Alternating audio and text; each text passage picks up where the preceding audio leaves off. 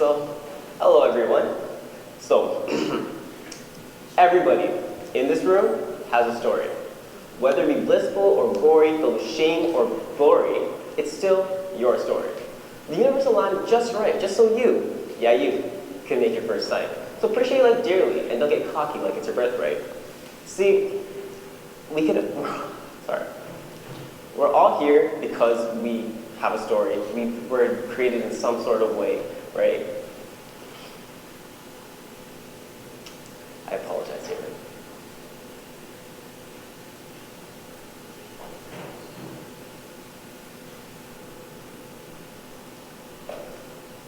Okay, so let me just start the talk. Okay, so I was gonna do a little spoken word, kind of slip my mind at the moment, but hey, that's all part of art, right? You make mistakes, you learn from it.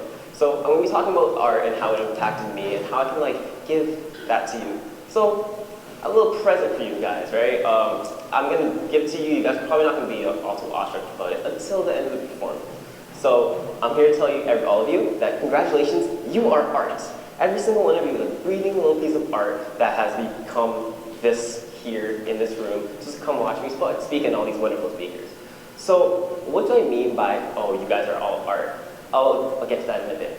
So I want to talk about what is art, what isn't art. There's so many definitions about art. And if someone's told you the definition of art, they're telling you a bold-faced lie because they don't know what it is. I mean, I don't know what it is. I consider myself an artist. However, I'm still exploring that because I truly and genuinely believe that art is just a form of communication, an expression. Like every emotion that you have is in you. You think about it, you kind of ruminate on it, but it's not completely you. So it's your job to take those thoughts, those feelings, those emotions, and communicate to others. Because if it's not there, then it's just in your head. It doesn't really exist at that point, right? So, first picture. Okay, simple, kind of easy. But do you guys agree? Art or not? Art or not? Art or not? Art? Awesome, awesome. So, yeah, it makes me feel happy because there's colors, and I like colors. So, it's pretty awesome. And I think it looks like a tree, right? That's a tree in the middle, and it has the moon in the back. It's very mystic and whatever. So this type of art, right, I like to define as for display. I would hang somewhere in a room and be like, oh, guys, look at my cool painting. However, that's not the type of art that I'm going to be talking about today. This beautiful little sculpture thing created by me and my friend Albert Marzan. I took this picture a few days ago at the Penn Center, right? And it just might look like a bunch of scraps to you, but it is art to me. Simply because it took me forever to get that styrofoam thing on the top. It was balancing, it was falling, I was like, damn, can't get on the top. But I finally managed, so that's art to me. Because it took that effort. Me and my friends laughed about it. It made me feel a feeling. So let's play a little game. So I want everyone to close their eyes. How's that sound? Okay, awesome. Now, think of a memory. It could be mundane, it could be very big, it could be small, it could be what you ate for breakfast this morning. Okay, so now tell me, did you guys feel something about that thought? Oh, you guys can open your eyes now. So, did that thought make you feel anything? Or lack of an emotion? Did it just oh, cool, I ate cereal this morning. So even if you have a lack of emotion or an emotion, it brought you to who you are today, right? We all have these little stories that kind of created things. So through your memory, you created art in your mind. You thought of something and you made a picture and it created art for you. So this last picture, right? You guys agree if it's art or not? Art. So who knows who this is? Steve Jobs. So how many of you own an Apple product? You can put your hand up if you want. Yeah. So all of you have participated in Steve Jobs' art project. He created Apple, he founded Apple and then he made it what it is today, and you guys are all benefiting from that thing, right? He contributed to this world and he's remembered even after his death. May he rest in peace. So this guy wears glasses, wears a sweater, like a turtleneck everywhere he goes, apparently. Because every picture I've seen is a turtleneck.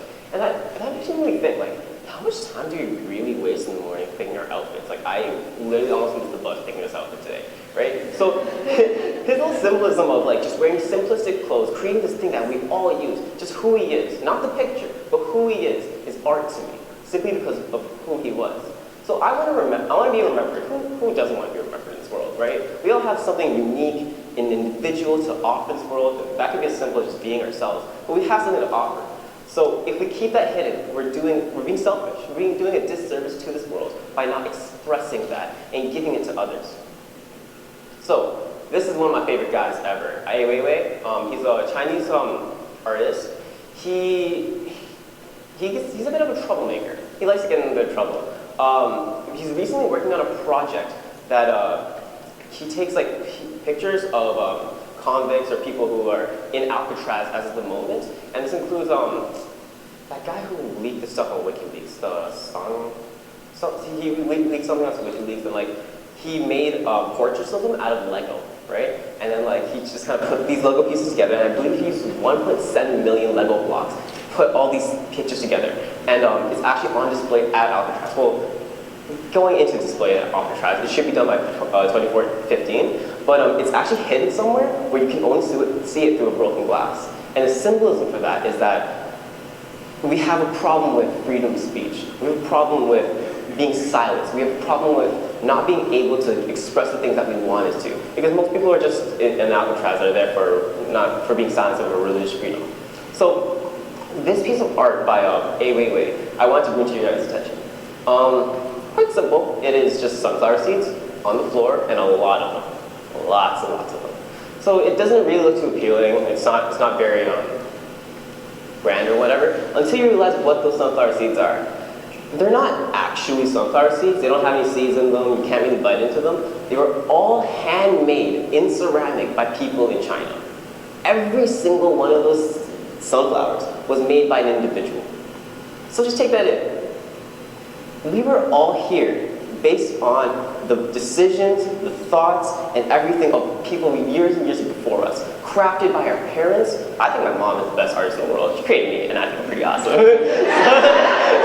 But realistically, think about it. We all are here together to create this one giant piece of art, all sunflower seeds. So we're all sunflower seeds, guys. How does that sound?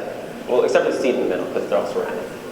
Okay, so I'm going to talk about art and oh, hi, my name is Shajid, by the way. If I didn't say that earlier, oh, well, I got to introduce.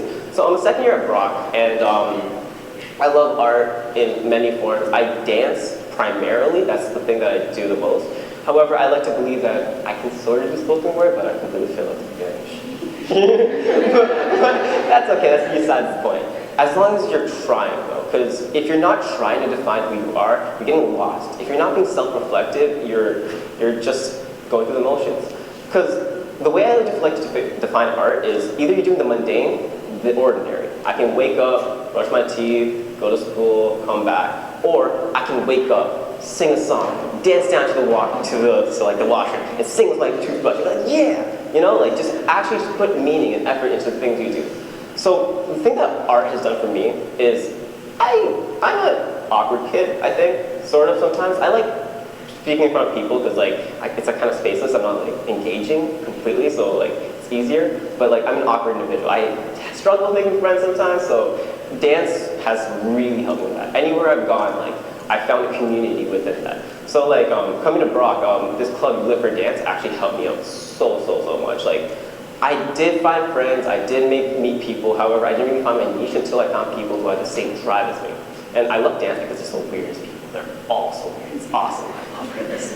Because like, if you really think about it, we all do things normally, so normally. Like walking to school, right? Who's ever thought of like skipping to school? Like I know it's so simple, but like skipping to school is the most exciting thing in the world. You get looks, but it just feels so satisfying.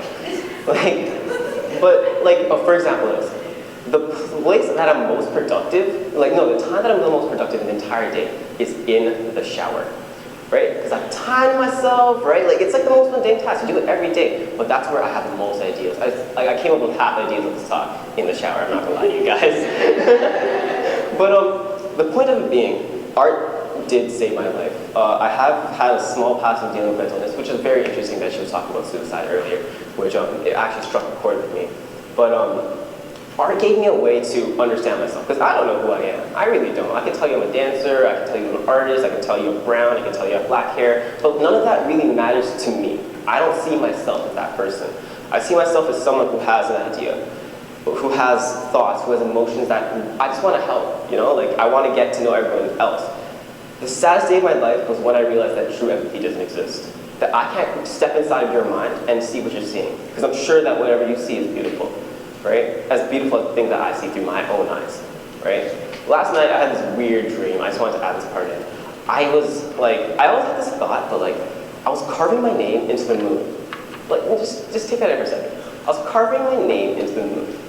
For all of mankind, people would look up and see my name in the moon. I would never be forgotten. I would be a permanent piece of art.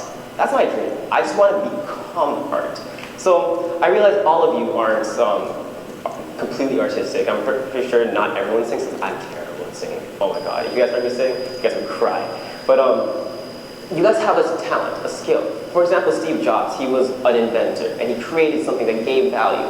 If some of you write, books are a great way to be immortal in this lifetime.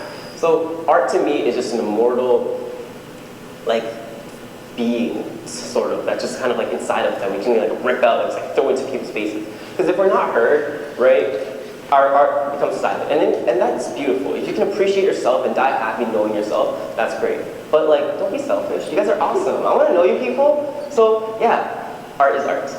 So quit procrastinating, guys. Work on your art. Yeah.